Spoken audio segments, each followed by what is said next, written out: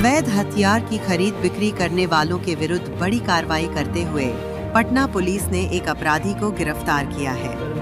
बताते चले कि बीते दिनों बाईपास थाना क्षेत्र के सोनालिका नगर में स्थित सिटी मॉल के कर्मचारी से हथियार के दम पर लूटकांड का खुलासा पटना पुलिस ने पहले ही कर दिया था। गिरफ्तार व्यक्ति से अवैध हथियार बरामद किए गए थे।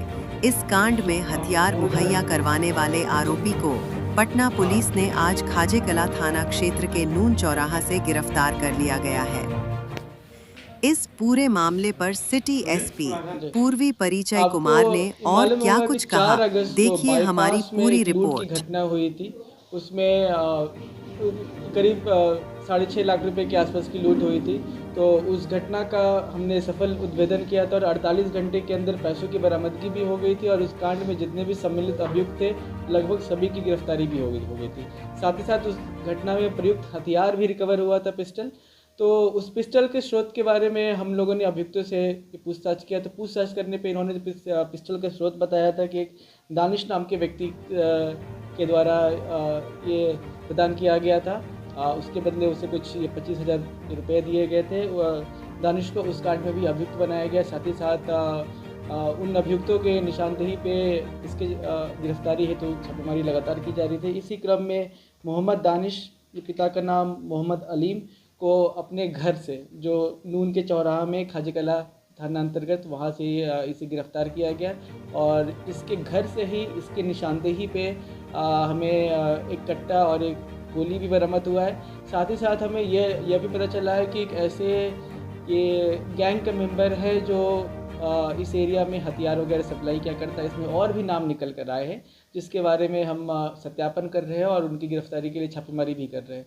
जल्द इस मामले में और भी गिरफ्तारी हो जाएगी। लूटमैन की क्या भूमिका थी?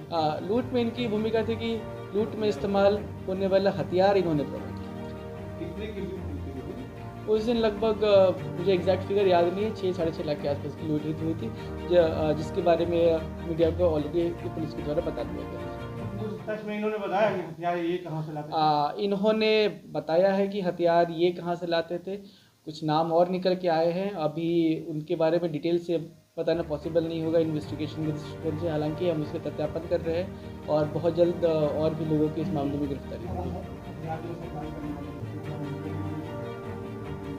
जी हाँ, ऑलरेडी उनकी गिरफ्तारी के लिए टीम हम लोगों ने बना दी है। टीम का नेतृत्व SDPO City 2 DSP साहब गौरव जी कर रहे हैं और उसके साथ साथ हमारी DIO की टीम, खाजेकला की टीम और आसपास के जो भी आलमगंज और सुल्तानगंज के थाने हैं वहाँ से के भी जो पुलिसकर्मी हैं वो भी इस टीम का हिस्सा है। तो लगातार इस मामले में हम छापेमारी कर रहे हैं और सत्यापन कर रहे हैं। कितने आपूर्ति कर चुके हैं इस बारे में कोई स्पष्ट आंकड़ा तो नहीं है। इसने पूछताछ में बताया है कि जो अन्य सदस्य हैं ये मुंगेर वगैरह से हथियार लाकर यहाँ सप्लाई किया करते थे। ये एक हिसाब से बोल सकते हैं मिडिल मैन था। तो अन्य अभियुक्तों की गिरफ्तारी के बाद मामला और स्पष्ट हुआ।